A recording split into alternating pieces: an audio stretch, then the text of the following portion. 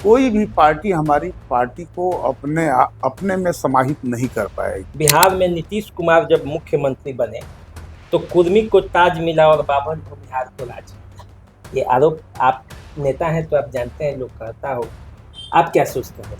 हाँ। तो चल तो अभी रहा है संजय झा और ललन सिंह का ही ना। देखिए, हमारी पार्टी में किसी व्यक्ति विशेष का नहीं चलता है। जब नीतीश जी भी थे तो वो व्यक्ति नहीं थे, उनकी अपनी एक आइडियोलॉजी थी, उनका अपना एक फिलॉसफी था, उनका अपना एक कार्यक्रम था।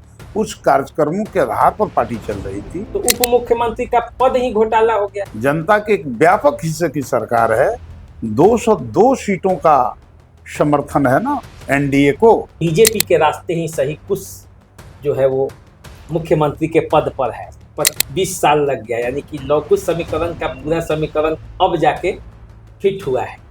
तो नीतीश जी के बाद सम्राट जी का कैसा कार्यकाल आप देखते हैं, माने कैसा रहेगा? नीतीश जी तो बिहार में नाम किए हैं। पहले भी लौकुश समीकरण नहीं था।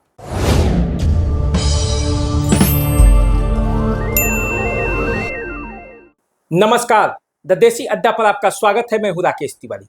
देखिए, संघर्ष के बल पर सत्ता प्राप्त कर सिवान की राजनीति में एक बड़े नाम बन चुके जनता दल यूनाइटेड के राष्ट्रीय महासचिव रमेश कुशवाहा जी आज हमारे साथ हैं।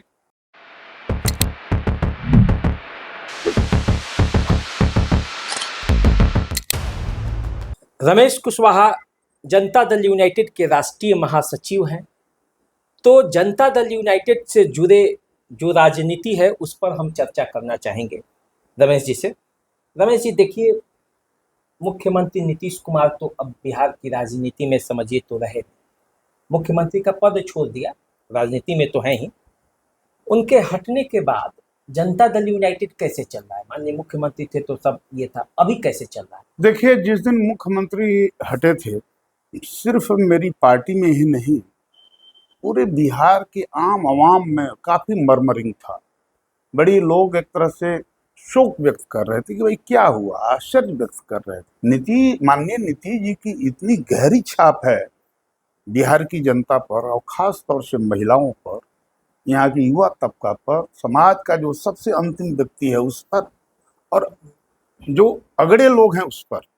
सब लोगों ने दुख व्यक्त किया, सब लोगों ने आश्चर्य व्यक्त किया। लेकिन माननीय नीतीश जी का स्वयं का फैसला था कि भाई हम 3 सदन में रह लिए हैं, हमको चौथे सदन में भी है। उम्र का भी तकाजा होता है। उम्र के एक मोड़ पर उन्होंने ऐसा निर्णय लिया। हम पार्टी के तमाम नेताओं ने, हमारे पार्टी के राष्ट्रीय कार्यकारी अध्यक्ष माननीय संजय झा जी, हमारे पार्टी के सबसे वरिष्ठ नेता आदरणीय ललन बाबू, डिप्टी सीएम विजय चौधरी जी, और विधायक दल के जो अभी नेता हैं श्रवण बाबू, ये तमाम लोगों ने मिलकर के निर्णय लिया कि भाई नीतीश जी के फैसले का हम लोगों को स्वागत करना चाहिए, और जो एनडीए की सरकार जो बन रही है, जिसके मुख्यमंत्री माननीय सम्राट जी हो रहे हैं, उसका भी स्वागत करना ना। तो मेरा उसके बाद का सवाल है, सवाल ये है कि जनता दल यूनाइटेड अब कैसे चल रहा है? देखिए, जनता दल यूनाइटेड बहुत बढ़िया से चल रहा है। माननीय नीतीश जी के जो पुत्र हैं निशांत जी, वो आए हैं, काफ़ी सक्रिय हैं, मंत्री, स्वास्थ्य मंत्री भी बने हैं, और धीरे धीरे पार्टी का कमान भी वो संभालेंगे। उन्होंने दौरा भी वाल्मीकि नगर से शुरू किया था, 1-2 जिलों का दौरा भी किया है, और उनके प्रति काफ़ी आकर्षण है। और हमारे पार्टी के जितने वरिष्ठ राष्ट्रीय नेता हैं, ललन बाबू, संजय झा जी सहित सब लोग निशांत जी को कोऑपरेट कर रहे हैं, मदद कर रहे हैं, और पार्टी स्मूथली चल रही है। कहीं कोई फर्क नहीं है। पार्टी का टोटल सांगठनिक ढांचा पूरे फंक्शनिंग में है, और पूरे एक नई सकारात्मक ऊर्जा के साथ वो काम कर रहा है। इसमें कहीं कोई दिक्कत नहीं है। देखिए, आप ही के पार्टी में एक धारा है, या अन्य लोग कहते हैं कि बिहार में नीतीश कुमार जब मुख्यमंत्री बने तो कुर्मी को ताज मिला और बावन भूमिहार को राज मिला। ये आरोप, आप नेता हैं तो आप जानते हैं, लोग कहता होगा, आप क्या सोचते हैं? हम ऐसा नहीं समझते हैं। माननीय मुख्यमंत्री को ताज मिला था, और राज जो है सबके लिए मिला था। समाज के अगड़े तबके के लिए भी, पिछड़े तबके के लिए भी, महादलित के लिए भी, अल्पसंख्यक समाज के लिए राज तो सबका था। अब कहने के लिए जिसको जो कहना है कहें, डेमोक्रेसी है, लोग स्वतंत्र हैं। लेकिन राज सबका था, असली पीपुल्स राज था, जनता का राज था। ना तो चल तो अभी रहा है संजय झा और ललन सिंह का ही ना। देखिए, हमारी पार्टी में किसी व्यक्ति विशेष का नहीं चलता है। जब नीतीश जी भी थे तो वो व्यक्ति नहीं थे, उनकी अपनी एक आइडियोलॉजी थी, उनका अपना एक फिलॉसफी था, उनका अपना एक कार्यक्रम था। उस कार्यक्रमों के आधार पर पार्टी चल रही थी। आज भी माननीय संजय झा जी, माननीय ललन बाबू, माननीय नीतीश जी के बनाए हुए रोड मैप पर भी ये सरकार भी चल रही है और हमारी पूरी पार्टी उन्हीं के रोड मैप पर चल रही है। तो बीजेपी को जो है वो धीरे धीरे आपकी पार्टी को लीड रही है, ऐसा भी लोग कह रहे हैं। देखिए, आपके दल के भी कुछ लोग कह रहे हैं। अब मेरे दल के कौन लोग कह रहे हैं मैंने तो नहीं देखा है, लेकिन हमारी पार्टी का जो कार्यक्रम है, कोई भी पार्टी हमारी पार्टी को अपने में समाहित नहीं कर पाएगी।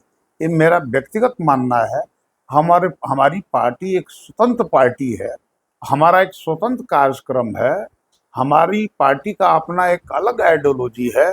उस आइडियोलॉजी पर, उस कार्यक्रम पर हमारी पार्टी चलती है। पूरा रैडिकल सोच है हमारी पार्टी का, एक समावेशी कार्यक्रम है, उसी पर हम चल। देखिए, जब पहला नोटिफिकेशन निकला था, जब सम्राट चौधरी मुख्यमंत्री बने थे, विजय चौधरी और विजेंद्र प्रसाद यादव जो है उप मुख्यमंत्री बने थे, तो उप मुख्यमंत्री उस पद पर लिखा गया था। अभी जो निकला जिसमें तमाम कैबिनेट के मंत्री जब शामिल हुए तो उसमें उप मुख्यमंत्री पद गायब कर दिया गया। उस पर कोई स्पष्ट जवाब भी नहीं आया है लिखित तौर पर, मौखिक तौर पर कह के, तो उप मुख्यमंत्री का पद ही घोटाला हो गया। देखिए, ये सब तकनीकी कुछ गड़बड़ी रही होगी, मैं इसको बहुत गंभीरता से नहीं लेता हूँ। लेकिन वो दोनों डिप्टी सीएम हैं, वरिष्ठ डिप्टी सीएम हैं, विजय चौधरी जी, विजेंद्र बाबू दोनों डिप्टी सीएम हैं। इसमें कहीं कोई दिक्कत नहीं है। अब कहीं मानवीय भूल तो हो ही सकती है ना, हम इसको मानवीय भूल ही समझते हैं। तो फिर तो नोटिफिकेशन आना चाहिए ना। नोटिफिकेशन तो उसी दिन हो गया था जिस दिन लोगों ने डिप्टी सीएम का शपथ ओथ लिया। अब रोज रोज नोटिफिकेशन थोड़े होगा इसका। 1994 में लौकुश समीकरण नीतीश कुमार और बहुत लोगों ने बनाया था, केवल नीतीश कुमार को ही नहीं कहेंगे, सतीश कुमार भी उसके उस समय थे, शकुनी चौधरी थे। तो उस समय लौ को राज मिला, यानी कि नीतीश कुमार मुख्यमंत्री बने। अब बीजेपी के रास्ते ही सही कुछ जो है वो मुख्यमंत्री के पद पर है, तो 20 साल लग गया, यानी कि लौकुश समीकरण का पूरा समीकरण अब जाके फिट हुआ है। तो नीतीश जी के बाद सम्राट जी का कैसा कार्यकाल आप देखते हैं कि माने कैसा रहेगा? नीतीश जी तो बिहार में नाम किए हैं। देखिए, लेकिन ऐसा है कि पहले भी लौकुश समीकरण नहीं था, पहले भी समाज के हर तबकों का समीकरण था। नहीं तो लौकुश दोनों मिला करके 10% वोट है।